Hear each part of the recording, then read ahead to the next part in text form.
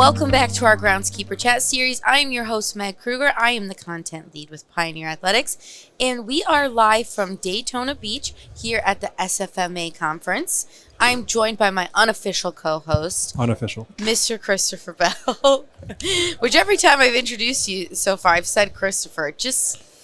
I feel like my mother's here, really. It just sounds better when you're being introduced. Or I'm in trouble from my mother. Yes. And I should have sympathy for that because I hate when people call me Megan. But I understand, Megan. But I will still continue to call you Christopher. But we are joined by our last guest of the event, and we saved the best for last. And I'll say it again. That's not a secret. We saved the best for last. And she was featured in our Pioneers in the Field campaign this year. But this is not her first step onto the scene. She is a past SFMA president, the first woman to hold the title. She's been a board member. She is a certified sports turf field manager. She's all the things. And she's a great friend. Abby McNeal, everybody. Hi. And she's a proud Colorado resident. Yes. And so when we had the opportunity to talk for the first time, it was 2020. And you may have been the second or third Groundskeeper chat guest of all time. Okay. I do remember the conversation. Yep. We talked all about how to justify budgets, costs, labor in regards to that, that time where it was so unknown, but how relevant that conversation is in every day. But the best thing you told me, and I reminded you of this a few months ago, and I swear it sticks with me every time. And I just saw somebody had their kid walking around the trade show floor, but I was about to, have my first child, and I had the crib in the background because we didn't have the official studio yet. And I said, well, how did you do it with twins? Like, what any advice for me as I embark on that journey? And you said you have to bring them along with you. Yep. And you took it further and was like, whether that means on the job or in a conversation, like you have to, don't lie to them. Don't tell them I'm going here, I'm going there. Tell them like it is, have those adult conversations with them. And I will say ever since, with my son River, anytime he's 3.5 now, anytime I travel, I tell him exactly what I'm doing. He may not understand, but I'll be like, I'm going here, I'm going to do this. And it runs so much more smoothly than when I'm like, oh, mom has to go to a doctor's appointment. It doesn't he's like, why is mom at the doctor's for 4 days? It doesn't make any sense. So you gave me that advice, and I told you a couple months ago, but it really resonated with me. And talk a little bit about how that really was a core throughout raising your kids and juggling a career. Well, I had a great career, and then I decided to grow myself, and I felt like I wanted children. I say that, but when it came out to it is, why can't I do both? I'm only stopping myself, but in doing it, no different than work, you have to have a team to help you. Yep. So you have to be willing to ask for help, and the help of the neighbors, the help of my family and friends, and they're a part of the group. Yep. And we're some of the family phrases are we keep it simple and we're in it together, and we just make it work. Yeah. And to me, they're a part of my career. And when I sent the link, I surprised my kids. Oh, that's so sweet. And I got back in all capitals from my daughter, and she goes, "Attaway, Mom." And I was like, I don't know if I just got like kudos from her. But I think that's kudos. She was super proud, and it's embracing it along the way. And you're gonna have good and bad days. And I have told them, I'm like, I'm sorry, I've got a lot on my mind. I can't do it right now. And so you have to own that, because I'm only going to be as good to them as if other stuff's weighing on my mind. Yep. And so I do have to balance it. And what's wrong with telling them the truth? Yep. You don't have to tell them all the truth, right? But bring it. We have so many fun memories of days that I took them to work in the middle of the summer. Days where they got to ride on my lap. I had one between my ankles, one on my lap. They had the big earmuffs on, and we're driving the 5 gang to go to the soccer field. So we'd ride across campus on it, and then I get to there, and then I'd set them down on the ground. I'm like, okay, stay inside the fences. Yeah. It was a giant playpen playground, and I could always see them. And so they were running all around, and I just bring them along, and they know exactly what this world is about. They know. and they've heard me reference other people's fields by their first name, and because that's just what it is. That's what this industry is. Yeah, so like Sunsfield. Sunsfield. When Amy Foudy was with Michigan State, I was like, that's Amy's field. I love that.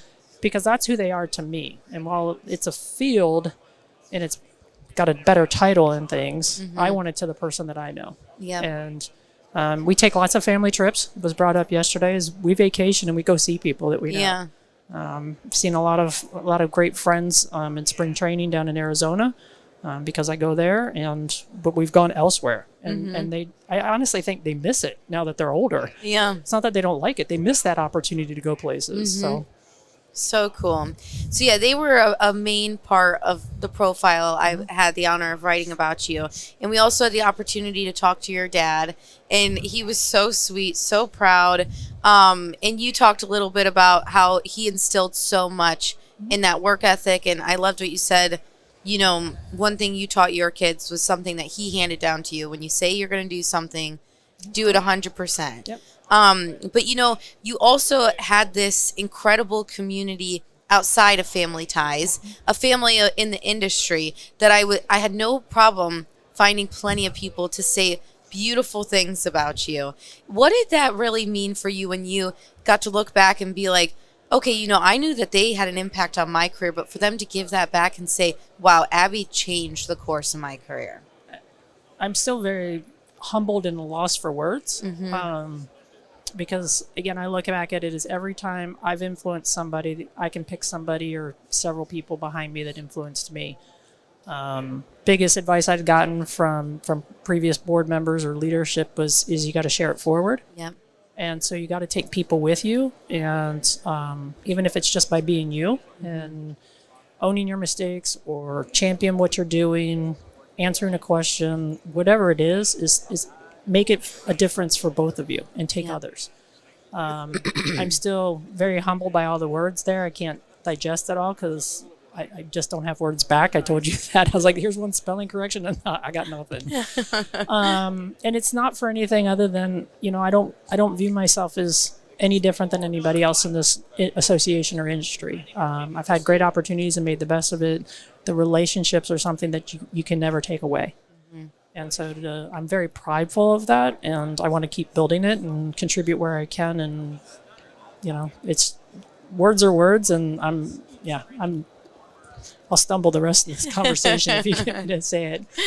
I'm surprised by some of them, which is a good thing. You know, but it also doesn't surprise me. You're like, give me a few people, and I'm like, okay, how do I narrow this down and not offend somebody that they weren't chosen, right? Of course, it's dangerous to start. Right. Yeah. And you captured it very well. It's like all board members I served with. Well, that captures local level, national level, regional things that I did, because I valued all of the conversations and meeting all those people. So.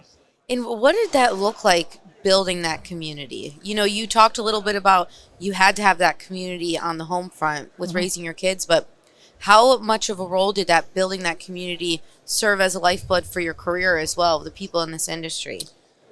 Well, I looked at it as I was one female coming out of college, and there were about 20 to 25 students, and I was the only one that was sports turf, only female. I didn't let it guide me in any particular direction. I embraced it, and I'm like, okay, that's fine. It just is what it is. And I was like, the only way that I can get better is to surround myself with people that like to do what I do. Yeah. And to start having them to be the support mechanism when I have a question. So I kind of had that a little bit with my connections to the local chapter, just as I got out of college, because all the other guys were going into golf, and you asked them what a baseball field was, and they're like, I don't know. I'm out. Yeah. And so I was able to start, you know, just immersing myself through the local chapter of getting to know people and getting to know those how I could call them when I had a question. And so it evolved from that to my first conference was 1996 in Colorado Springs. I graduated in 1994 from CSU and immediately got in with the chapter, and we started help the planning process all the way around to 96 of hosting it in our state. We were a little disappointed. We'll go on record. There's a lot of people that would still say that it was in Colorado Springs and not Denver. Yep. But we made the best of it. And so that was my first connection with the national board and meeting all of the great leaders that were there. And then it just steamrolled from that to committee involvement, being part of the chapter relations because I represented the state chapter at that time. And then by the time of my career, I was with the Broncos, and they were like, "We'd like you, a professional seat." And they actually offered it to Ross Kirkhead, my boss at the time. He's like, "I don't have the time for this. Give it to get Abby to run." And I'm like, is it like Mikey? Yeah. With the cereal? It's like, okay, I'll give it a try. We'll see what happens. Yeah. And thus my involvement with the association at that level. I'm proud to have been a member for as long as I have. I'm proud to say I've served on a committee every year since I became a member. Yeah, that's incredible. In '95. And so that to me is I like it because look at all the different people I can call on. Yeah. There isn't anybody here that hasn't experienced something that we can't use each other as our biggest resources. Yeah. So. Community was at such a core in your story throughout your career, your legacy, and really that takes it back to, your career in Parks and Rec. It was all about, making a difference in those communities, and I loved what you had to say about that. So let's talk a little bit about how your choice to stay in Parks and Rec and bring everything and your expertise to make a real impact in your own backyard sometimes. Well, my first internship in college was at a Parks and Recreation Association, and I loved it. Bill Werde was a former board member, and he got me started and for the love of it all. And then I left there and went to the city of Boulder. Westminster Parks and Recreation. I built some things there, and then we went to city of Boulder. And during city of Boulder, I've got the reference because it's not an easy track to follow. follow. No, I didn't give you all of it, but it's. I looked at it too. Then the college team came and used our fields for parks, and I was like, that is really cool. I was like, it elevated my game. Yeah. And I was an Field of the Year winner for our college field at a parks facility. Very cool. So it was pretty. I got that, and there were only 2 of us maintaining that whole athletic field. So cool. So I got ties to the university, and I was like, that's where I want to go next. Yep. And go forward kind of thing. And so to me, I look at everything I've done from one park stop to where I'm at now is what makes, I can take my story and all the different things I've been through and say, we can do it here. Yep. And we can do it on a small budget too, because just because I was at all those other stops at the professional and collegiate level does not mean I had all the resources I needed. Yeah. We still had to be creative. We still were short-staffed. We still didn't have enough money. We still had to justify everything. In some places, we had to justify it even more than what I have to today. Yep. But then you take the maybe it's because I got older, but then you take the impact to the community, and that's really what was special and really hit home for me when we were doing renovations in underserved communities and fields that hadn't been renovated in 30 plus years, and just knowing that's what this association is about, is taking it to that level and being creative with it and all the resources you had. I had a great team that helped execute it, and the days that they came back and they're like, this resident that's lived across the street from this park came out and said, just thank you. Yeah. It brightened their world and made my day. So you're making a difference when that happens. So that was very special, and that's what I'm liking to do where I'm at now. Yep. And I think when we kicked off the show this week, Andy Hubbard talked about it being for the kids. And anybody around here, whether they're at the major league level or Parks and Rec, at the end of the day, it's about that athlete who develops a love for the game as a kid. And that's what it all comes back to in the end. And, definitely getting to work in those communities and give them a shot at having a professional field to play on is truly special. Yeah, I mean, just even some of the upgrades of an infield that we took a picture of it because it was a giant bowl, had a duck in the middle of it in a puddle of water. Oh my gosh. And to then show how we changed it, it was that's our base point, is we should have no more duck ponds that are supposed to be an infield. Yeah. And I have some pictures of some really rocky soils that they were playing baseball on, and they shouldn't be. They deserve better than that. And let's find a way to give it to them. Definitely. And make that investment back into it. And even if they don't use it right away, they now have programming. What I tell people is that we actually sat with our youth program coordinators and said, where do you want to expand your youth programming? And then they would tell us, and we're like, okay, we haven't renovated a field there. Let's go in and make it better for you. So we really worked collaboratively of where they wanted to program it, because they didn't feel like they had the safe fields or resources to do it, I was like, well, let's go do it. Yeah. So we planned at least 5 years of the 8 years I was there that way. So. And, having a majority of your career be in Parks and Rec, it was either Travis or Chad yesterday in the keynote talked about, in your organization, do they see you as a professional? And especially at that level where they may not have any concept of what it takes to, do the math and science of this everyday job. How did you really solidify yourself in those rooms as a professional? Pull the chair out, get that seat at the table for yourself, and make sure that when you came to the table, you were prepared and, able to represent the industry. It took a lot of time to break all those barriers at any location. I shared this with our director, and he said, I was like, I survived talking in front of a large audience. And he was like, great job.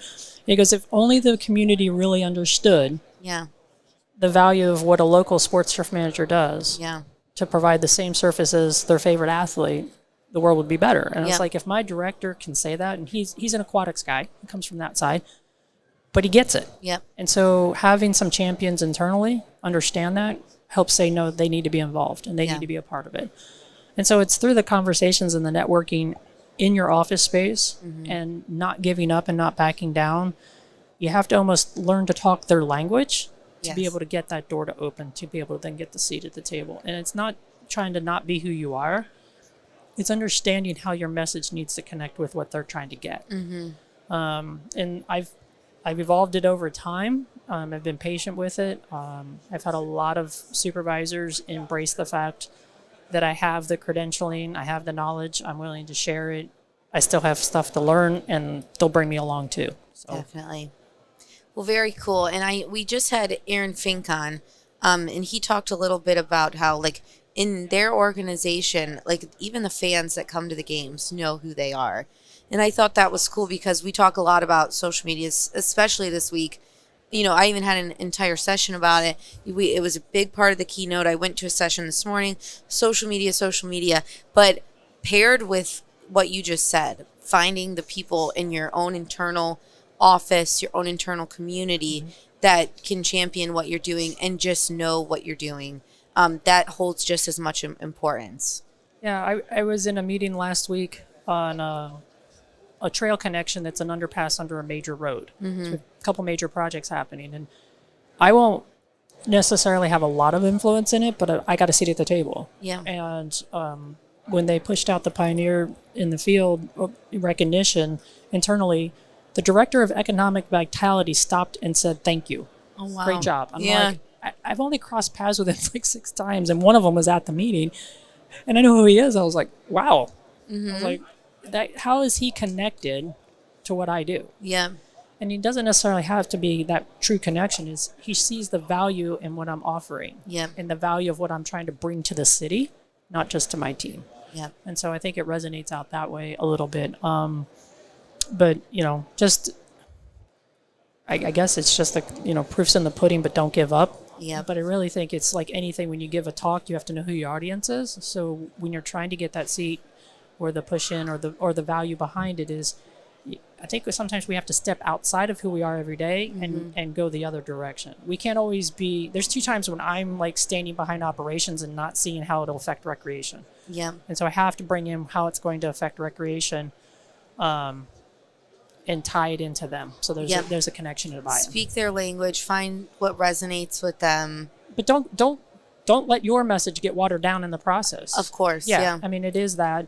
But it's in anything you do, you have to find a connection to the other person or audience to bring that equality and find that middle ground. Definitely. And so you had the opportunity to go to the women in turf team. They had, a gathering last night, and to be in that room and see how many of us have assembled at this rate.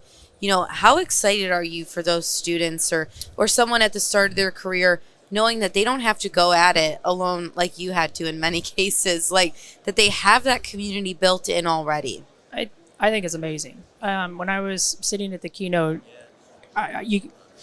the first 2 rows are just dark shadows. Yep. Because it's so blinding in front of you, and just see the see it out in front of you. And then I went to the student challenge and just see the female presence. It's just overwhelming and amazing. I mean, I remember when the women's initiative got started, there were less than 15 people in the room. I was proud to be one of them. I have to thank, Mary Owen and especially Linda Whiteman for not backing down. And I was on the board when Linda I think she'd gone off the board, and she asked me to present it to Bobby Campbell at the time, our president. And he's like, it can't be a complaining session. I'm like, it's just a gathering. Yeah. And Bobby would be proud because he did come around. But in my opinion, Bobby would be proud of just how the positivity that's come from it. And so I don't ever think of that, because we shouldn't be a group of complainers. And I don't feel that at all from this group. This group is amazing on all the things that they're doing. And you can see that by the number of students that are here that are female. Yeah. I mean, I students. just saw a pack of 4 of them walking around together, and I was like, that's unheard of. And all from different schools. Yeah, crazy. And to see them in there and to be a part of it, and it is part of the diversity is different genders, but we're now starting to represent who we serve too. And so it is coming around quite a bit, and I'm proud of it. I mean, it's overwhelming and just exciting, and let's just keep it going. Definitely. And I love what you say there. Like, I think the strong narrative of that group has been like, hey, we're not standing around to say like, you haven't done us service. Like, they're bringing everyone along with them and saying, these are the rooms where I was welcomed. I've always been welcome, and really not letting the narrative be like, they want more people to come into this industry because it's a great industry for women. I mean, I look back at parts of my career, and there might have been a spot or two where I paused because I didn't feel welcomed, but I was like, you know what? I'm going to make you feel uncomfortable because I am here. Yeah. And take back that power. And just divide it up. I'm like, I belong here as much as you do. Yeah. So let's work on this together. Definitely. I mean, I still have moments where I can remember as an intern, and Ross was working me through the Bronco training facility at the time, and he just walked right through the locker room, and I went and stopped. I was like, I can go with him, or I can politely walk around. I was like, I'm going to walk around. Yeah. Because I'm not going to put myself in a spot that just seems super awkward for both of us. Yeah. But it was one of those, he didn't think anything of it. And that was a learning moment for both of us. Well, you think about that. That was the early 90s, and I just didn't back away. And I was just like, I'm here I took the grunt jobs. I had a quick couple blow up in my face and got soaking wet. And he's like, you okay? I was like, yep, I will be. I find my sunglasses that landed over there. Great memories. I'm grateful that, he saw that I could offer something. And again, I wasn't going away. Yep. And so he embraced it. So, I owe him a lot of just the stick-to-itiveness. Of course, of hanging in with me and showing me the ropes. Well, yeah, definitely mentors that didn't shy away from, building you up, supporting you in your journey. What were some of the common threads or attributes that you can look back of the mentors that you've had the opportunity to work with that, it was like, those values are what changed, my career, or them as mentors, this is why they made an impact? Honest conversations and being there for honest feedback, and truly just, giving me the advice that I needed. And, we're NCIS fans in my house, so it's the DiNozzo slap on the back of the head when you need it to like, hey, wake up, that was not the right thing to do. Yeah. But being there, and you have an emotional day where no offense, it's a hard day. Yeah. And have the people where you can reach out to get you through. Definitely. I can't say if I know very men that could relate to that or would admit to it, but there's nothing wrong with women admitting to it and having those rough days. So I think it's just an okay thing to do, and just the support, the people to kick you forward and hang on to you and take you along. Love it. And Chris, you asked a really good question to Son earlier about managers in this industry. If you want to pose it to Abby as well. You said it much better than I could try and put it together. Well, I probably won't say it as eloquently as I did the first time, but I guess Son had pointed out that it's still a very male-dominated industry, significantly different than it was when I started coming to these 15 years ago. So my question to her was, from a male management standpoint, what are the little things they can do that they may not even realize are big things, even though they seem like little things? They can help encourage any females of any age really in this industry to keep on doing what they're doing. Yeah. And this is a place for them. be as welcoming to me as anybody else would be. Right. Why should gender be the difference between the two of us? I mean, why would you start by treating me differently? Right. You know, but don't be so soft and fluffy with me. You Yeah, know, be yeah. hard. Be hard. Just don't let it be the thing, the elephant in the room. I guess is what I would say is well, you know, I don't treat my male supervisors any differently than my female supervisors that I interact with. It's really just embracing. We talked about it a little bit. It's knowing that not everybody wears the same uniform. I mean, Yeah. as soon as you go to clothing, I mean, would you put That's literally the same thing that's right? But think about it. On the recreation side, it's always been the case. Yeah. I mean, you don't buy the lifeguards the same outfits. I want to see you in a one piece, Yeah. and I mean a full one piece. I look Yeah. awful, by the way, in a one piece. You know, but so why are we doing it any differently? Why Yeah. are we drawing the line? So it's having those equitable opportunities to make sure everybody feels welcome and not let the differences between you and I, or whether it's gender or race or religion or any of the things that make that difference, be an impactful answer. It It's seems just that embracement. it seems like an obvious answer, right? But I think it's not always naturally obvious to some people. And it's Yeah. good to hear and just Yeah. have that reinforced, like, oh yeah, okay, Well, yeah. I should know that. Why am I not acting that way? Yeah, and they have a female joining the crew, and they're so excited about it. And when you're really, you know, excited or like hyper aware of a situation because it's the first time it's happened, or you know what have you, you just sometimes don't act natural. You just are like, oh, I have to treat this person differently because this is a different thing, you know? I think the bigger thing is it's not necessarily with my upper immediate. It's actually some of the crew members are like, you can't handle that chainsaw. I said, get out the way. You know, give me a try Ooh. too. Yeah, you can start rapping and dancing. But that's the thing is, why can't I handle the power tool? I mean, I'll tell you, the one unit I don't like to operate is the sod cutter because it outweighs me and just sends me everywhere, right? But it's okay to still want to be there. Yeah. It's okay to work with them side by side and hard work, but you don't get to always operate the big tools. Yep. I want to too, because I want to have fun. That is the fun part. It is the fun part, but even if you go into it with fun, they still don't take you serious. So I think it's more on some of the equipment side of things. Again, my past directors have had no issues, and actually, when they see you be very firm, my last director was like, "Glad you're on my team. Yeah. I'm not going to take that on." So it's a balance, but it's just treating everybody as you want to be treated. If I want the same advantage, I got to give you the same advantage. Definitely. That's how I approach It's it. like a kindergarten principle, right? Yeah. Treat everyone how you want to be treated. Yep. And then Definitely. take a nap. Or a loved one. Well, on that note, Abby, thank you so much for, you know, the last few months having the opportunity to dive deep into your story. It was such an honor, and it was a pleasure to write a short snippet on you. And your legacy will reach far beyond any words that we can put on a paper, but I think we're all aware of that. And thank you for the last couple minutes here, just joining us at the booth to talk a little bit. It's an honor to be recognized. Every honor that I've gotten along the way, I don't know how to embrace very well, but it's very humbling, and it takes time to settle in for me. But I'm just blessed to be a part of the group. I have three great colleagues that are with me, so I'm like, yes. I know, yeah. I It know was, them. it was I an know them all-star really- it group was- this year. Yeah, I felt bad for the two gentlemen I don't know well, but I'm gonna go know them well now. Well, there's some up and coming energy from Yeah. those two, so it's Yeah. exciting. It's very exciting to be recognized by your peers, and you know, it's just I like what I do, and I'm glad that I can do it with a great group of people. Definitely. So thank you for the Well, time. wow, what a soundbite right there at the end. Awesome. Thank you so Thank you. much.